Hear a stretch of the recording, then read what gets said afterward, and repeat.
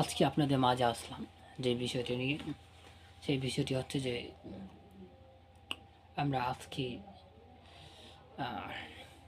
বিগত আমাদের বাংলাদেশটাকে আমরা চেঞ্জ করতে হবে। এখন কী কী বিষয় চেঞ্জ করা যায়?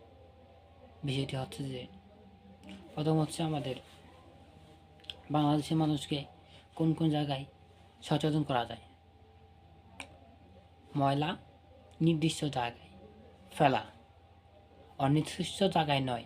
আমাদের দরকার ময়লার জন্য যে ডাস্টবিনগুলো, এক একটা জায়গায় ডাস্টবিন বসান।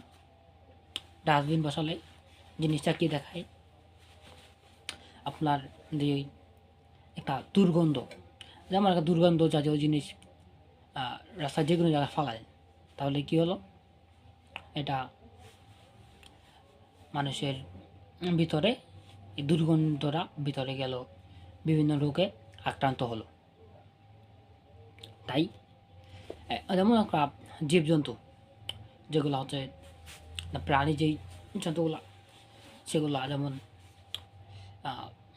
ইঁদুর, তারপর ইঁদুর, ব্যাং, চিয়া, তারপরে হাঁস, মুরগি, তারপরে হচ্ছে আপনার ওই ছাগল, শিয়াল, কুকুর, এগুলা পশু পাখি, যেমন পাখি, এগুলা আপনাদের প্রায় দেখা যায় মরে বিভিন্ন জায়গায় পড়ে থাকে, বিভিন্ন স্থানে পড়ে থাকে।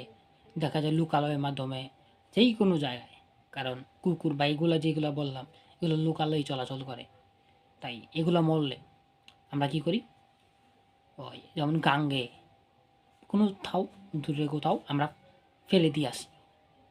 এটা কিন্তু করণীয় না। আমাদের করণীয় কি? আমাদের করণীয় হচ্ছে এটাকে মাটিতে পুঁতে ফেলা। মাটিতে পুঁতে ফেললে এটার দুর্গন্ধ ছড়ায় না।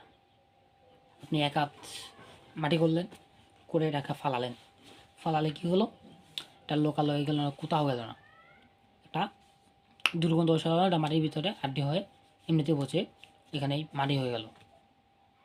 তো জিনিসটা এটা ভালো না। আর আমরা যদি কী করি, ইকেটা ফালিয়ে দিই, এটা দুর্গন্ধ ছড়ালো, মানুষের ভিতরে গেল, একটা রোগের বাসা বাঁধলো, রোগ হলো। এগুলা এটা কী হলো, আমাদের জন্য ক্ষতিকর। রোগ হলেই কিন্তু আমরা যেটা হসপিটাল, ডক্টর, এইটা ওইটা এইটা দৌড়াদৌড়ি করা লাগে। তাই আপনারা ময়লা নির্দিষ্ট স্থানে ফেলা।